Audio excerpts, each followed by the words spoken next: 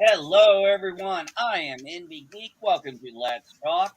Hope you enjoyed the new intro. Uh, I'd like to say I worked hard on it, but truth is, I just typed it in a little bit. But that's the great thing about technology is how it works out like that. So, since my normal approach is already in there because I say everything about these my two other co-hosts, I'm just going to say this. Welcome to History of Film and TV. And we have Jack Bird. Hello. And we have also Alicia A.V. Hey! Hi, everybody. All right, now that we fixed that, so you I had to fix that real quick. So, anyway, folks, we are talking history of film. We love to go through this stuff. We love to talk about the history of, for lack of a better term, this is kind of the low budget way of the movies that made us. Because we have a lot of movies we've all seen, but then we have a lot of movies we realize we haven't seen. And Alicia and Jack and I have talked about various movies that actually some of us have not seen. And we hope that as we talk about this stuff and we talk about these movies, maybe you'll be interested in trying them. So, as you guys know, for anybody out there, I'm not going to be reviewing any movies. We had a death in the family, and I've been there mostly for my wife the last 2 weeks. So, I don't have anything to review, but I know you two have quite a nice collection of movies you picked. So I'll let you two decide who goes first and what you want to talk about, which one you want to talk about first. I think yours is first, Jack, if I remember correctly. Okay. So we'll start off with 1964's Dr. Strangelove, or How I Learned to Stop Worrying and Love the Bomb. That is the full title. Yes. Now, so the movie was directed, produced, and partially written by Stanley Kubrick. He read Really? the the dun dun dun da, da, that guy. He read the 1958 novel Red Alert, which I would initially I would have called that like, oh, is that a Star Trek novel? But Star Trek reference. but yeah, so it could be. He read the 1958 novel Red Alert by Peter George, and he decided to buy the film rights from him. George would also get writer's credit for the film. He also helped write that. Now, George's book was a serious story. And so initially they were going to write it that way. But while they were writing early drafts of the film, Kubrick eventually decided that he wanted his film to be satire. And so it was written as such. In fact, the character of Dr. Strangelove wasn't even in the book Red Alert. They created that character for the film. And that guy was played by a guy named Peter Sellers. Peter Sellers played 3 roles in this movie. He played Dr. Strangelove. He played the English Royal British Air Force Captain Lionel Mandrake, and he played President Merkin Muffley. What a name. Merkin Muffley, like, oh my god, that's yeah. That's a MacGuffin. That sounds like something you'd see out of an old James Bond movie, like Pussy Galore or something. Right. But yeah, so like when you watch this movie, like you will be impressed in like the range this guy has. He plays he plays the president, he plays Strangelove, and he plays this English person, right? And this English person, he goes to the general who ordered the nuclear strike, and he's the one trying to get the code from him so that he can recall the planes, right? And then meanwhile he gets locked in, and then like he's in the middle of a gun battle and blah blah blah blah blah. Now that guy was also contracted by Columbia, who is the distributor of the movie, to actually play 4 roles. The 4th role was supposed to be the Air Force Major T.J. Kong, the pilot of the B-52 bomber with the hat, with the cowboy hat. But he ended up spraining his ankle and couldn't do like the role because it was such the B-52 set was so cramped, and it was going to mess with his leg. So Slim Pickens, which is a really interesting name, ended up playing that role. Oh, he played Major Talbot, right? Was that the name? Well, it's according to Wikipedia, it was Kong. It's a T.J. King Kong, but King is in quotes. Yeah. Yeah, and so this was one of James Earl Jones's earlier movies, I believe. Was it? I mean, James Earl Jones was in it because he's the one who said, "Hey, where's Major Kong?" Oh, I didn't even know that. I must have missed him. Huh. Well, that's pretty cool. So the movie was filmed in near London. It was filmed in a studios called Shepperton Studios, and they took up 3 sound stages. The first sound stage took up this huge Pentagon war room, right? It's just like it's like this huge. There's like it's this huge room. It's got one side. It's got screens with like maps and information, and then there's this huge circular table with like a bunch of. It's all lit up from above. So that was the first set. The second sound stage had the general's office, the crazy general's office. The one that general's name was General Ripper. So as the guy, part of the story is he thinks that the Russians have already attacked the U.S. by somehow poisoning the water supply. Wow. Right, and that's why he orders this strike, and stuff like that. So, but then they're trying to get to this general so that they can get him to stop the and they start firing on their own people, and so there's like a gunfight in the middle of it, and the office gets like totally messed up. But yeah, it was a pretty cool set. The third set had the B-52's interior, and so they didn't. And the thing was, they didn't have cooperation from the government or the Pentagon. So when they were making the B-52 interior set, the set crew had to go buy a single photograph of a B-52 cockpit and a cockpit of a B-29, and I guess that's what they went off of. And it ended up being so accurate that Kubrick was questioning whether or not like the research was done legally or not. You know what I mean? Wow. Wow. Yeah. Oh, by the way, if you're gonna be one of these Russian bots who pops in and puts your shit up, I'm just gonna block your ass. I ain't got time for your fucking shit. Right. First off, none of us, as far as I know, can speak Russian. So A little bit. well, I can't speak Russian for shit. I got one word for him to tell him. До свидания. That means goodbye. Yep. Well, we das vidanya to him. All right.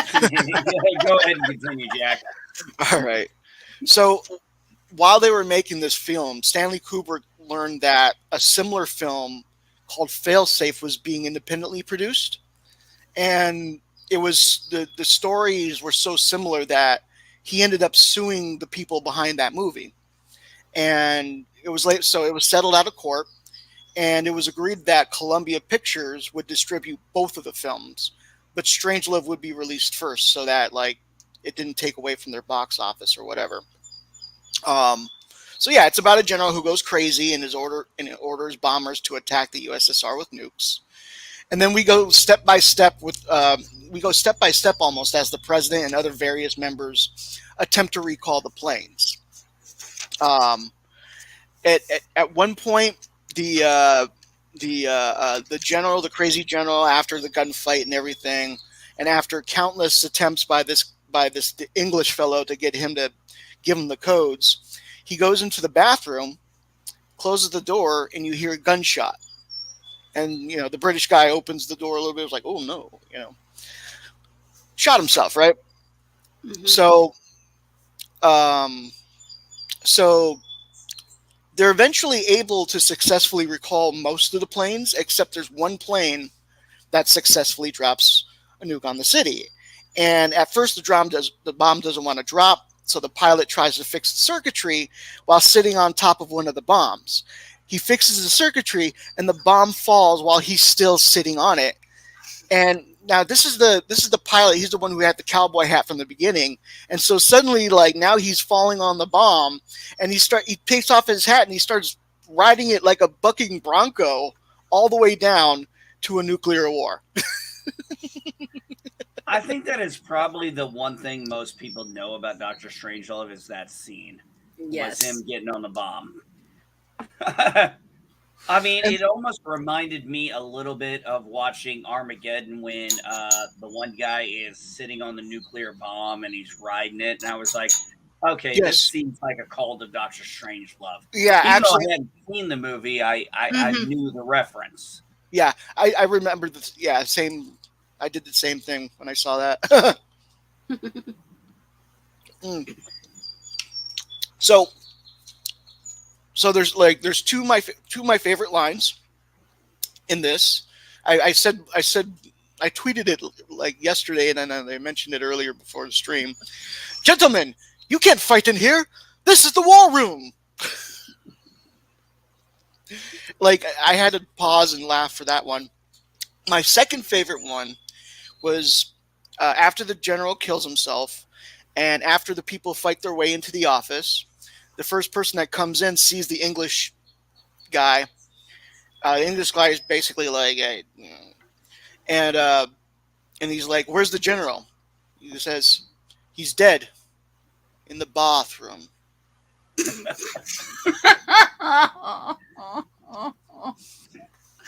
And that reminded me of Alfred Hitchcock. Yes, I understood that reference.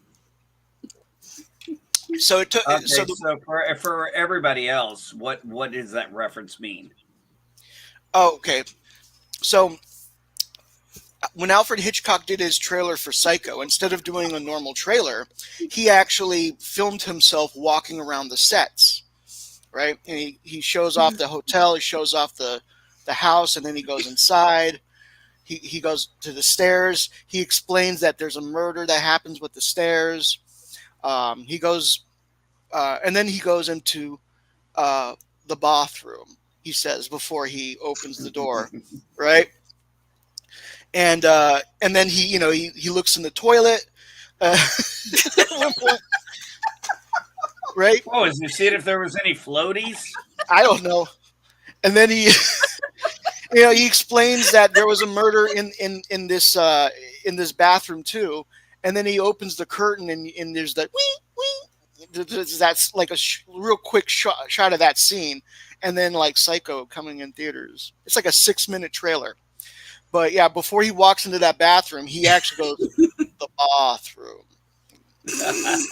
And it always Yeah, cracks me when he says that.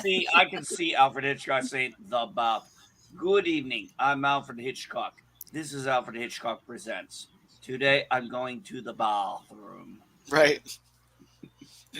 So, Yes. Doctor Strangelove, it cost $1.8 million to make, and it made $9.4 million in North America. Mm. So it made its money back without cooperation of the government. But there was I couldn't find out why, but there was a warning saying like the Air Force believes that there's like, the sequence of events in this movie could not happen. Blah blah blah blah. There was like a weird warning in front of it.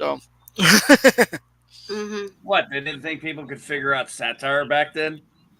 I have no idea, but yeah, no, yeah. I mean, it was obviously satire. I mean, there's one scene where, the English guy is trying to call the president, and he asked the guy who seized him, if for like money, like a couple quarters or whatever for the payphone. And he's like, "Do I look like I carry loose change?" And he's like, "Well, shoot the Coca-Cola machine. It's got money in it."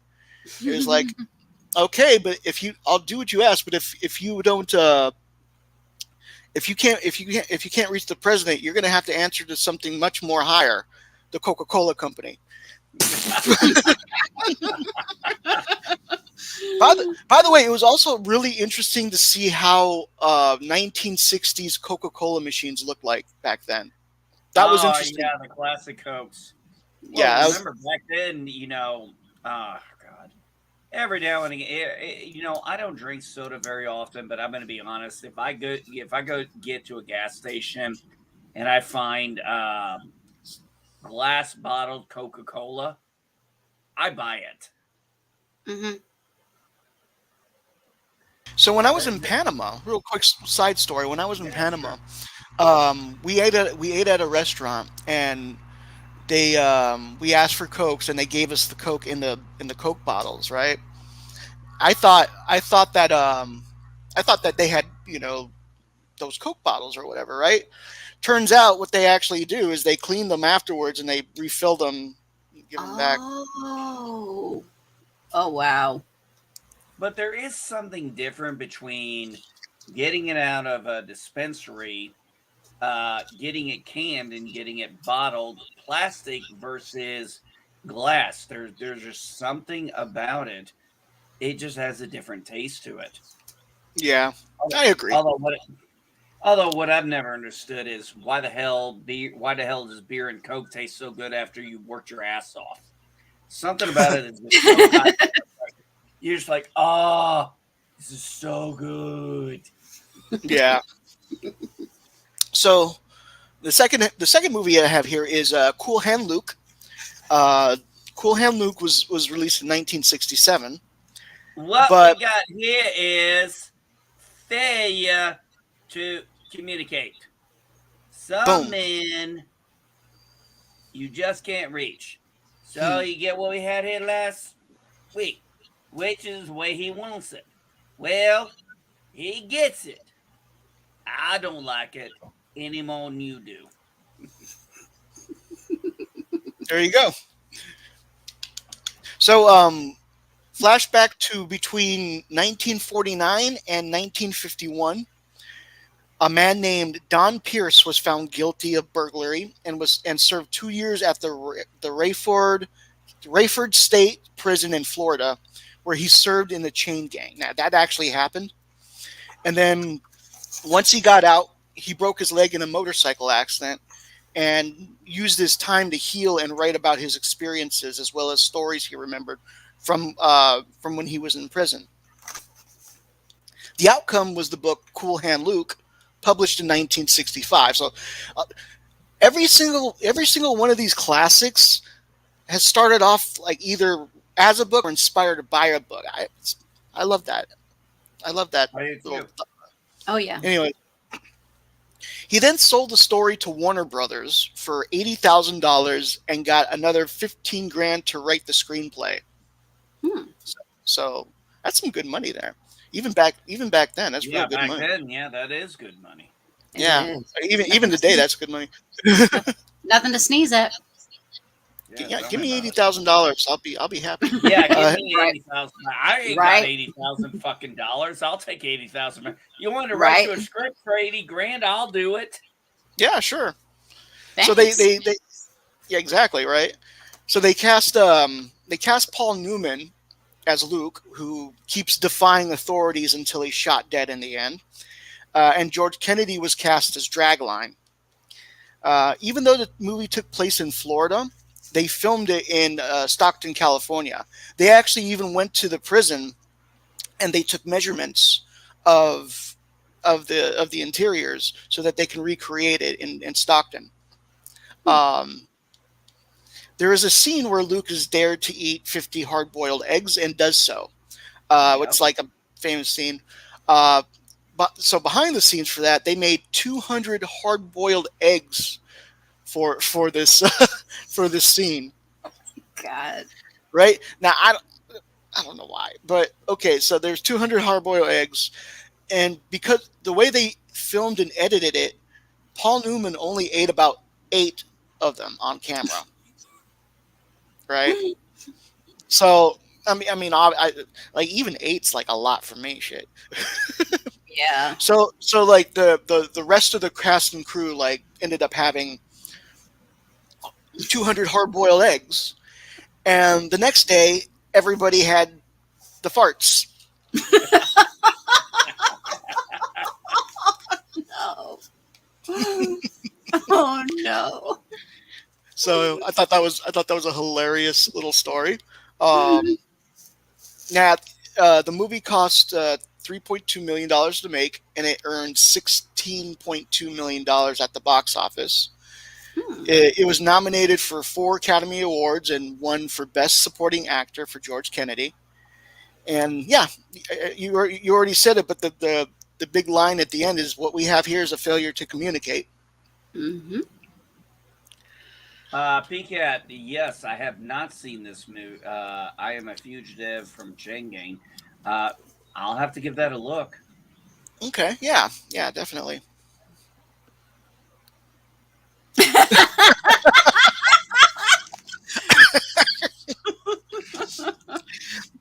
That was the backstory for Cool Hand Luke's 50 hard boiled eggs scene. But what's Yeah. funny is what he's actually in prison for. He just started knocking down basically, what was it, parking meters? Something like that. Miscellaneous property. Yeah. Yeah, he damaged miscellaneous property, and that's what he went in prison for. Mm-hmm. Yeah. And then he just kept getting himself into more trouble. Yeah, but he seemed like he was enjoying it. Of course. Yeah. You know, but at least it was realistic in the end. Unlike, when Michael Burnham does it. But I mean, the way he was, I mean, the whole point why he was called Cool Hand Luke is they were playing a card game. I think it was poker. And there was the guy who said something about a cool hand. Mhm. And that's how he became known as Cool Hand Luke. Yeah, could be that. Yeah.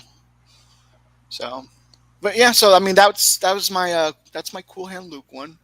All I know is it's first thing in the morning, and you're breaking up about. Yep. Yep. It's gonna kill yeah. your guts. It's gonna kill your guts So for sure. yeah, so the cast and the crew ended up. Imagine being the prop guy and being like, or whoever was responsible was like, yeah, we need 200 hard-boiled eggs. I mean, I hate to be that director to hear everybody afterwards. Yeah, do you place an order for that back then, or do you just hard boil? I mean, how many eggs can you put in one pot? Right. That's what I would think. That's what I think they do. You would need custom pots. Yes. They go and buy 200 eggs. They get these large pots and they probably boil a bunch of eggs at the same time. Right.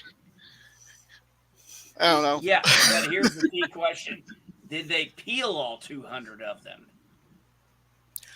I don't know. I don't want to know. So I I'd don't be want like, to know.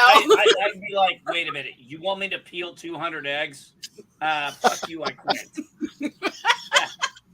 This ain't worth it. That would be like the job, my first job, where when I came in on Saturdays, I had to break the backs of chicken bones, and put them in this whatever crap it was, and then put them in flour. And I was like, this is not worth $4.75 a fucking hour. Oh, jeez.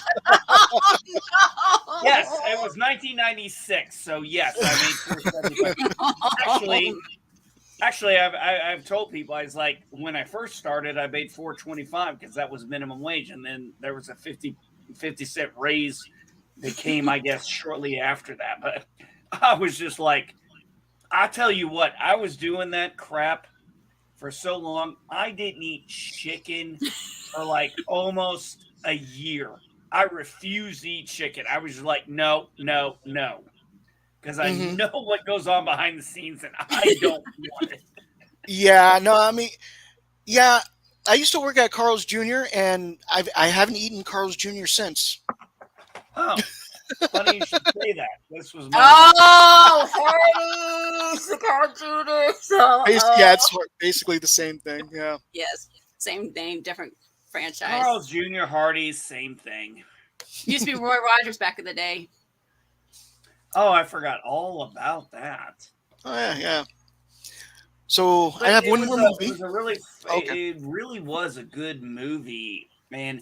It was just kind of like as you're watching the movie, you're like, you honestly want to look at Luke and be like, why are you constantly determined to screw shit up? It's like he was enjoying the negative attention and just Mhm. kind of banked on it. I mean, he was going against the guards, he was going against the warden. This made him kind of a hero with the other inmates. And at the end, remember, we had the sheriff, the one who actually shot him, and we never really hear him say anything. And he's always got those glasses on, and it's the only time those sunglasses come off. And this was the thing. He shot him with those sunglasses on at freaking night. Mhm. I wear my sunglasses at night. But I mean, and then the only time we saw the glasses come off was when the one guy was one of the inmates was upset about the death of Luke and started proceeding to beat the shit out of him, and the glasses fell off. And that was the first. I honestly wondered if he had actually killed him. Mhm. Mm-hmm. Yeah. I mean, I don't think it's ever. I don't remember if it was said or not, but I just thought those glasses came off. I thought, maybe he killed him because Maybe. you never saw that guy without the glasses, Mhm. without his sunglasses on. He always had them on. Right. Yeah. So I mean, that's And he that's dies. Cool in a Hand church. Luke. And he dies in a church. Mhm. And but I will give you the thing. I do love the last line by Paul Newman. What we got here is failure to communicate. But then he gets shot, and you're just like, what? Mm-hmm. I mean, that back then, that's a shocker. It's like you don't kill off the main character. Oh yeah, I mean, that's true. if I was going to say this, I would equate that to a little bit of the fake from the movie Scream.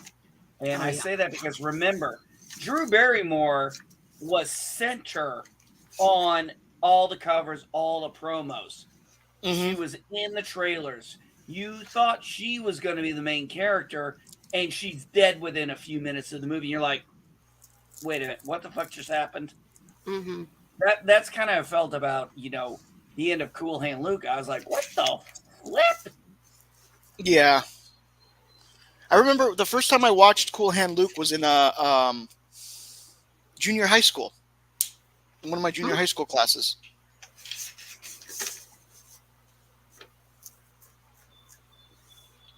My country's leader and Australia's leader and some other countries' leaders are on trial, but nobody's allowed to talk. I'm sorry, Milton. I don't know the laws of Australia, so I have No. no clue. Quite frankly, I would say, well, you know what? We're not going to go there. Right. Okay, well, I got one more movie, and this was kind of short because there wasn't. I couldn't find much on it. Um, I I remember watching it, and that's mainly what I went by. But it's called Hercules in New York, and it You came out. mean with Arnold Strong, Yes, with Arnold even though he was Strong. dubbed over. Yes, dubbed over Arnold Strong.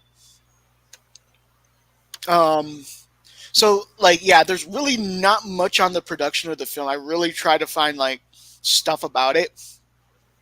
It was basically an independent film with a budget of $300,000, and I could not find like how much money it made.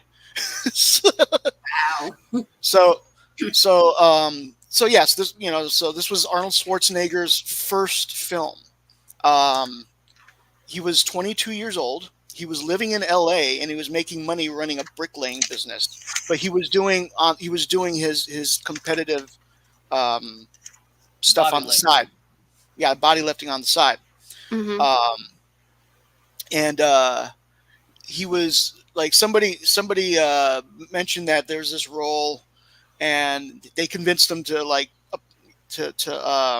audition, and he got it, and he was paid $12,000 to play Hercules. Wow. Yeah. Um, this was also the director's first film directing gig. He had directed theater originally. His name was Arthur Alice. God damn it, Salesman, whatever. Um, it was as I said, a low budget film, $300,000. It was shot on location in New York with no permits, including the chariot scene. Uh, because of his name, Schwarzenegger, like nobody knows how to read or spell that back then. He was credited as Arnold Strong.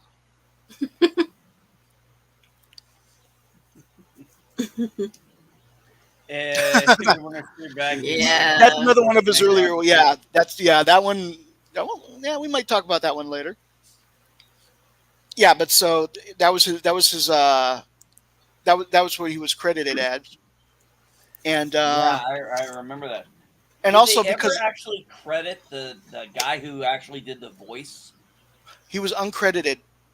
He was, yeah. I tried to find the name of the guy who, yeah, I couldn't find it. But I was going to say because of his accent, it was much heavier than it is nowadays. Like he's much easier to understand now than he was when he first came. His accent was really strong, so they dubbed his voice. So instead of "I am Hercules," is "I am Hercules," and it was really ridiculous. Like it really sounded ridiculous. Where is my chariot? Like, Mm. It Jeez. really was bad dubbing. I mean, yeah, it was it was terrible. bad It dubbing. was terribly tough. Just when you think of Schwarzenegger, I was in California when he was the governor. Yes, I use that term because I think it's fucking hilarious. The governor. Oh, Hello, I'm the governor. he ate that shit up. He would But make I videos in mean, his office with his Conan sword in the background. Yeah.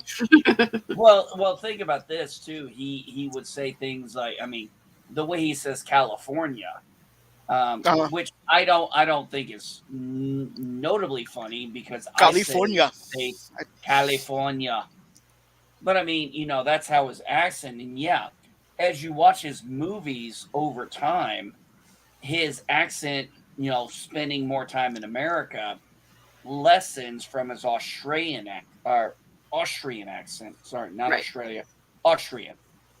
Mhm. But I remember watching some years ago, Jack. There was this made-for-TV movie that came out not too long after he became the governor of California, and it kind of was a two-parter. You had an older person playing him, with another actress playing Maria Shriver, as is going to be the governor, and then running for governor of California, which I don't think a lot of people remember. This was a recall. This was not an election. This was a recall. Mm-hmm. That's what it was.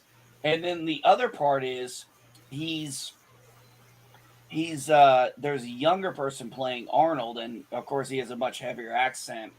And I honestly think the way the movie portrayed it is, I don't think Hercules Goes to New York was one of his fondest movies. No, not at all. To be honest, it wasn't really that good. No, it's not that good. It's a very terrible movie, but It is. let's be honest. Most of our actors that we find famous, they have to start somewhere. I mean, not everybody can do. I mean, I don't know if this was his first movie, but not everybody can do something as good as like Tom Cruise in Legends, which I still think is a great movie. But I mean, his whole approach was you got to start somewhere. And then I believe after that, they did the documentary, which was Pumping Iron. And he got to know, he got involved with Conan and the Terminator. And that's, I mean, really, Conan and the Terminator is what made him a superstar. Yeah. Well, I mean, when you think about it, back in the day, up until I would say, actually, honestly, I would say till about the early 2000s,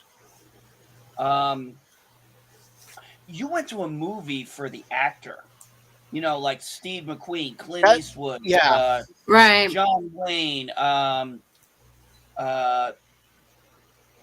what was her name, Shirley Temple. You went for the Clark Gable. You went for the name of the. That was the selling point. Was the name of the actor, and people like Arnold Schwarzenegger and Sylvester Stallone. I mean, it was just kind of like, I don't care. I want to go see the fucking movie because the actor's in there. Right. But somewhere around maybe the mid 2000s to now, name recognition as an actor does not guarantee sales. Very true. I mean, let's be honest. If Arnold Schwarzenegger or, if he does another movie, it might make money, but there's no guarantee anymore because his name recognition is not as strong as it was back then. Now, granted, I don't blame him for rocking it as much as he did. I would have done the same goddamn thing. Yeah, I wanted to say, 4 years after he did Hercules in New York, he got hired by Lucille Ball for the TV movie Happy Anniversary and Goodbye. I don't know if you've seen the clip, but no, I haven't. It's a pretty funny clip. It's Lucy and her husband. It's not Desi. It's a different guy, but it's Lucy and her husband, and Lucy hires someone like a massager, and so this personal massager comes. It's Arnold Schwarzenegger, big guy, right? And so like both Lucy is like, oh my god, ooh, like, and her husband's like getting jealous, and Lucy, you got some explaining to do. Oh yeah. Oh, give me a break. Let's be honest. I mean, there was a time. I give you a perfect example. There was a time my wife and I were walking in a mall, and we were past the Abercrombie and Fitch, and they had a model there, and he had a shirt off, and dude was ripped. And I remember my wife doing this. And then she looks back at me afterwards, and I just kind of got this grin on my face. She's like, I'm sorry. I'm like, I'd have been more concerned if you didn't look. Yeah, I was like, I'm not mad that you looked. I'd have been more concerned if you didn't look. Right. I was like, she took a double take. I'm like, no shit. I would have probably, if I'd been her and I was female and I was attracted to men, I'd have probably done the same goddamn thing. I actually asked her if she wanted to take a picture with the guy. She's like, no. I was like, but I'm comfortable in who I am. Right. So yeah, 10 years after that, he played the Terminator, and then 19 years after that, he became the governor of California. California. Yeah, I know. I was there the entire time he was governor. Mhm. It was so interesting how that whole fucking thing played out. It was, I swear to God, it was almost comical because you had the kid from Different Stroke. You had the kid from Different Strokes. Carrie You Coleman. had a porn star.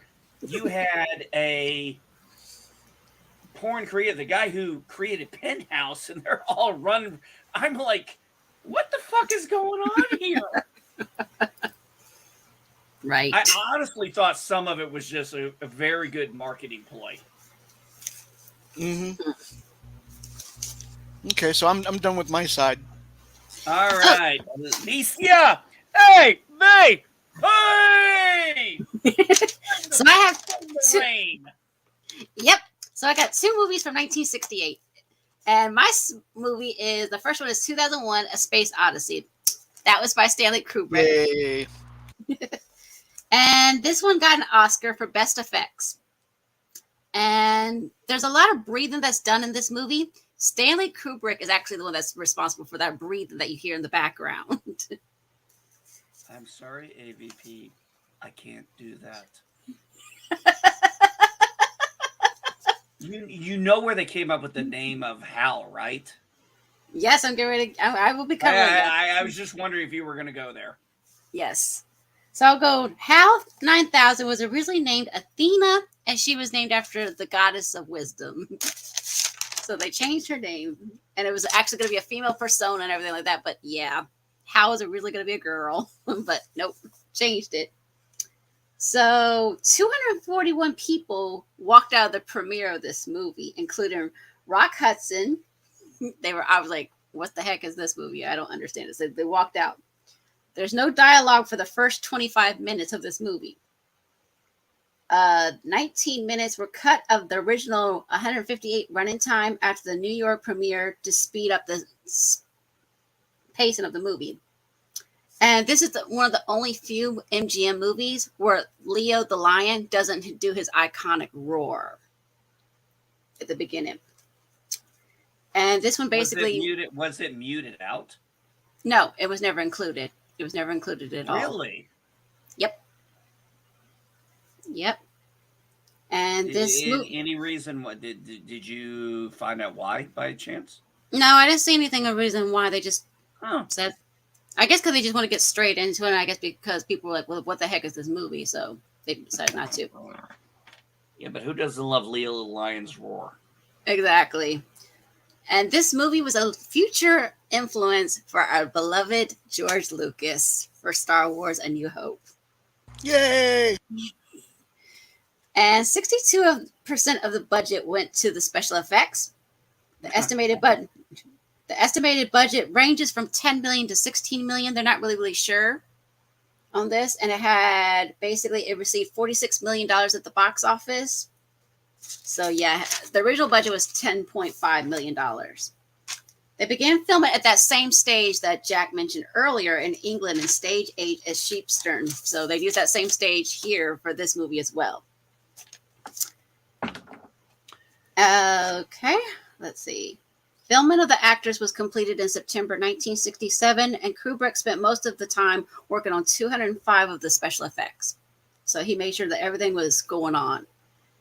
In 2010, believe it or not, 17 minutes of this movie was found, but there's no plans to be released publicly and everything like that. And Kubrick, who was involved with this movie, was involved in every single aspect of this movie, whether it was choosing fabric for the actors to wear in their costumes to special effects. He basically was hands on every single meticulous aspect of this movie. Yeah, gee, who would have thought Stanley Kubrick was a control freak? Right. Okay, movie number 2, Rosemary's Baby from 1968. Well, hold on a second. Let's finish up a little bit and talk about this movie. This movie was very long for the time, and yes, it was very hard and even I'm going to be fucking honest, I still don't understand the ending of the damn movie. I've had to Sure. actually go on YouTube and be like, explain the damn ending of the movie to me. It's Right. just, it is a very, I do like some of the effects of it. Mm-hmm. Like when they're walking on the circular thing where he's just doing that to kind of get him somewhere because there's those areas of gravity. And, you know, the unfortunate thing was I just think it was too long. Yes, that was. I said this years ago, back when Sons of Anarchy was out, and I was used to shows that had 25, 26 episodes, and then we were getting now 8 to 13 episodes of an episodic. But then I thought, okay, if you're going to do a serialized, that's one thing. But if you're going to do episodic, 22, 23 is a lot for Mhm. somebody to get invested in. Whereas when you had, you know, like some things, 6 episodes, 8 episodes, and people are like, well, I want more. It's like, that's the point. But if you get too much, it's quality over quantity. You know, do Right. you want quality or do you Right. want quantity?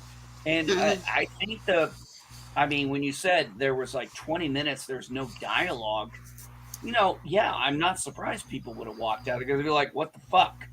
Exactly. Yeah. They're like, yeah, Yeah, exactly. There's one more fact about this. To bring it all around, there's one more fact about this movie. The name of the ship actually inspired another ship. The name of the ship was the Discovery 1. Yes. And when they decided to name the ship Discovery in Star Trek Discovery, it was after the Discovery 1. Oh, great. So they bastardized it. Good for them. Well, I mean, what the fuck else are they going to rip off? I mean, god damn. They rip off everything. It's ridiculous. Yeah. But I mean, it's a movie I've seen, I think, once or twice. Mhm. I probably will never see it again because I just really don't fucking get it.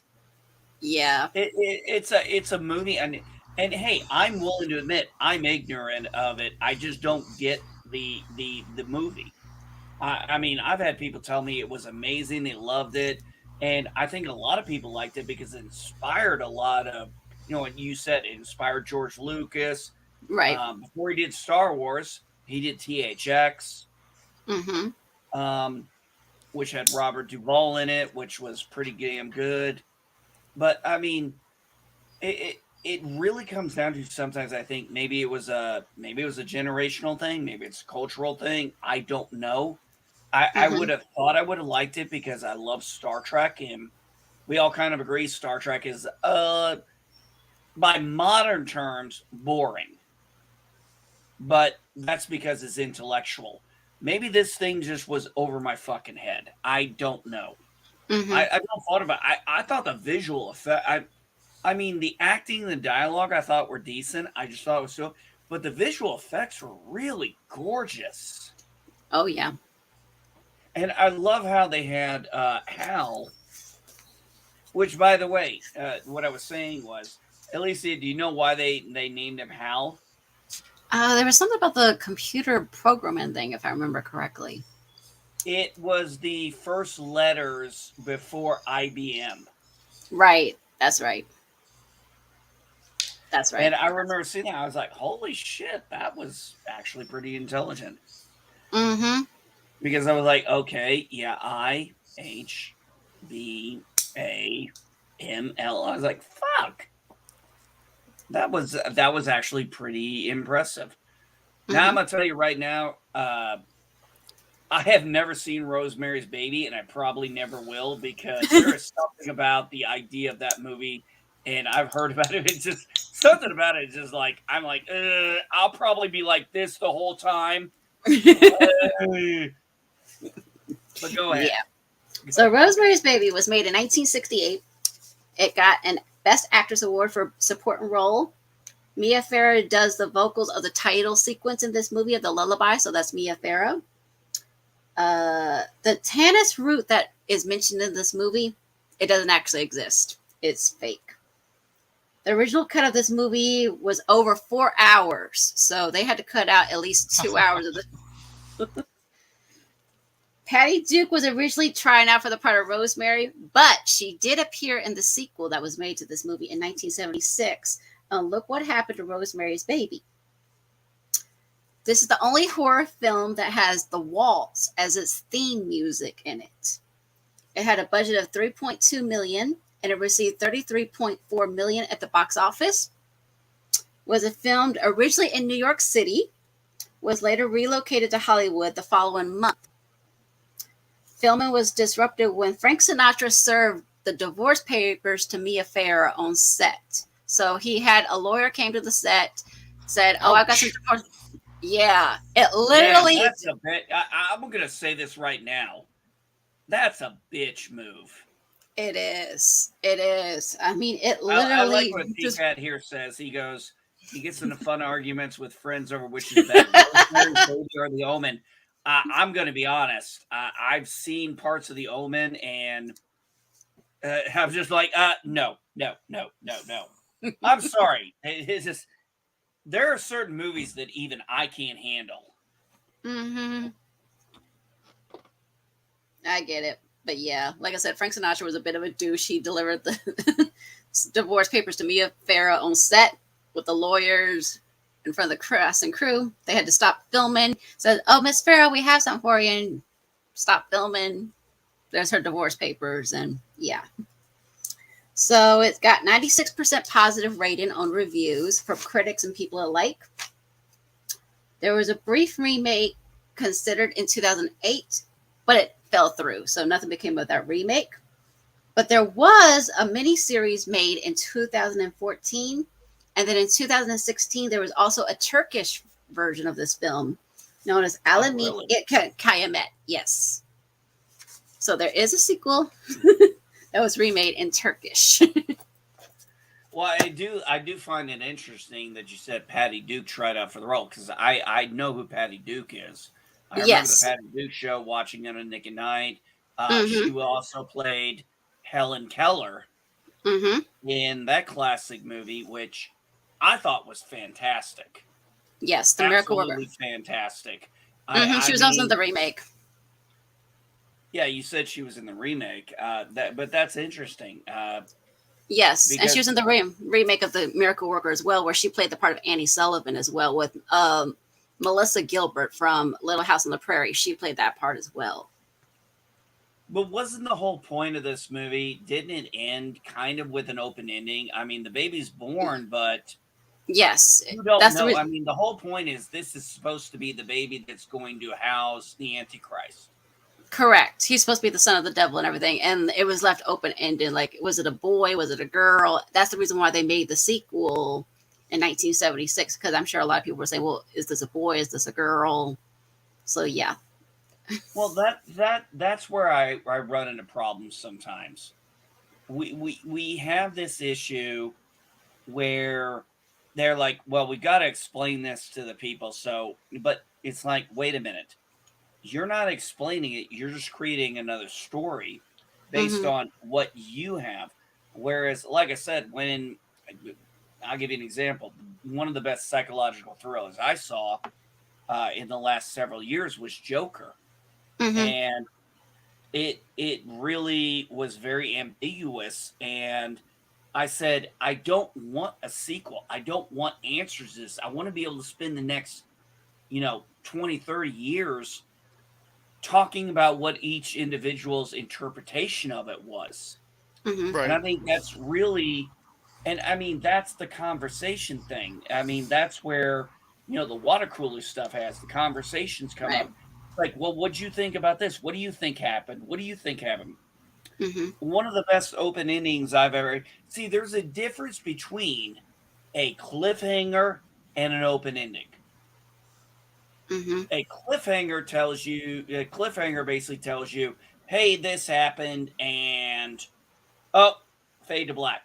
whereas you have an open ending, like when I was watching one of my favorite westerns, A Man Called Valdez, or sorry, not A Man Called Valdez. Valdez is Coming, and Hmm. the end of the movie is literally a Mexican standoff, and I say that because they're all Mexicans because it's based in Mexico, Hmm. and you don't know how it ends.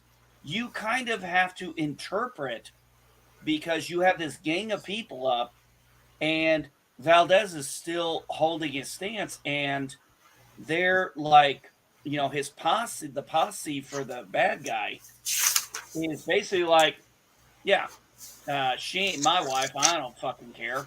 They're basically like they had respect for him, and it kind of came down to, is the main antagonist and protagonist going to draw on each other? How does it end? Does it? But I mean, sometimes that just works better. Hmm. Open endings can be done great. Cliffhangers, I fucking hate most of the time because they're done too much. Right. But if you do an open ending right, you generate what I think they were trying to do in like the Joker and stuff. And maybe that's what Stanley Kubrick was doing. Maybe he was trying to generate, conversation on different theories on what his movie was about. And then Rosemary's Baby, where it's like, is it really the Antichrist? Is it male? Is it female? You don't know. Hmm. It kind of becomes a point. It's like you really get to kind of have, and there's a freedom in that. I feel that it's like you kind of get to decide maybe how you thought it ended or what Right. happened next.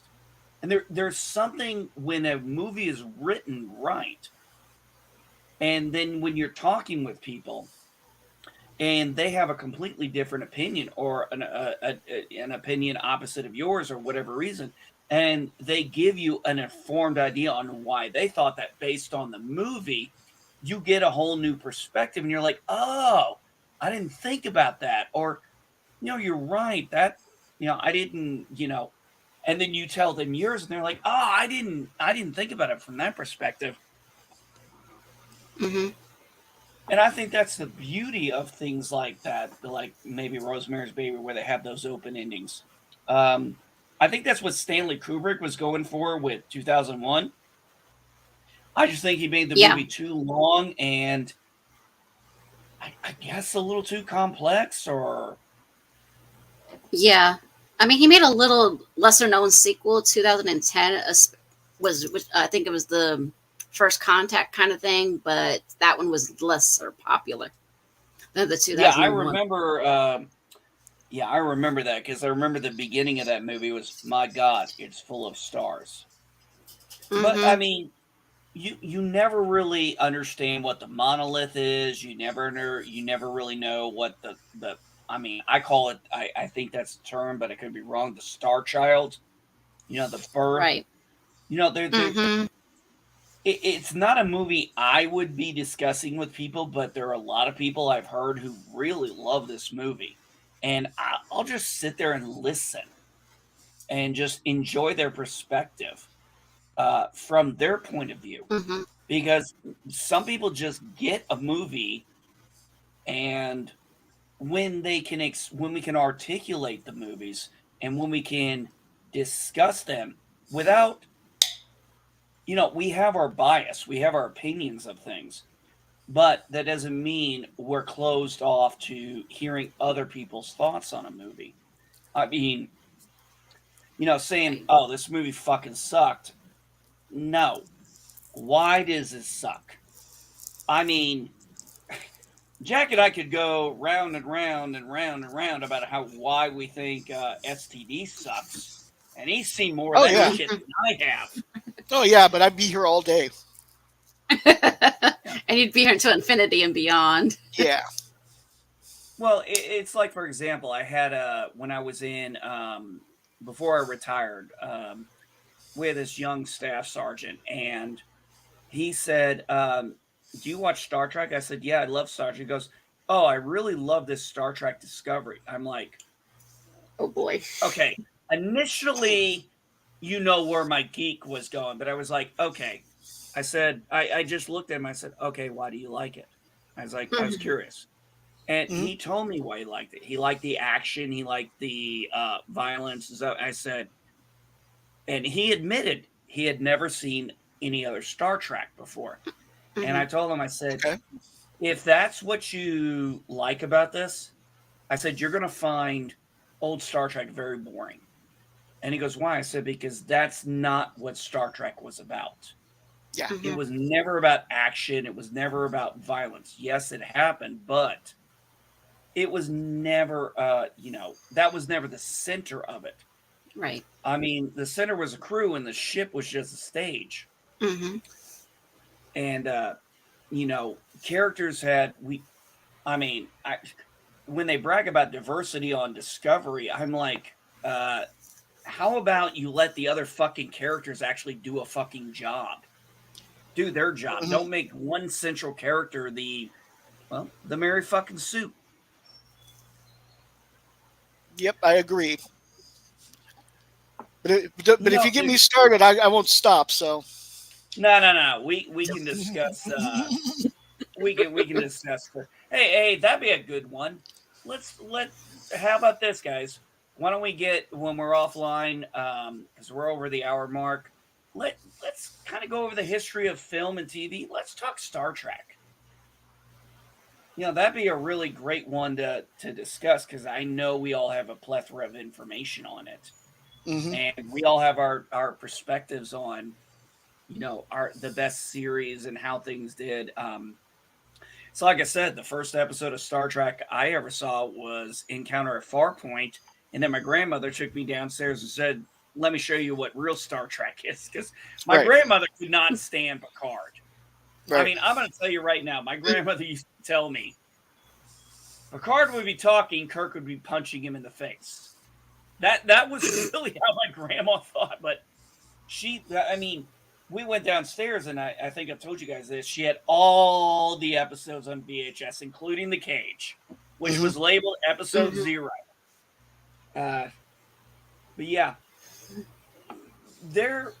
we're never going to always agree on what is great movies, what is bad movies. It's all on a personal, especially comedy. I think comedy is one of the hardest ones to enjoy because I know people who love Monty Python. I don't get British humor. Oh yeah. It's just, I don't get it. I don't get the British humor. And honestly, the last comedy show I think I watched, I'm going to be honest, I think it was Roseanne. I think that was the last real comedy I watched. Okay. Because I tried, I couldn't get Seinfeld, couldn't get Friends, couldn't understand this. I was like, why are so many people fucking watching? It's like Seinfeld was the biggest thing people were talking about. Like, why the fuck are you talking? I'm like, this show sucks. I'm like, I never found humor in it. Mm-hmm.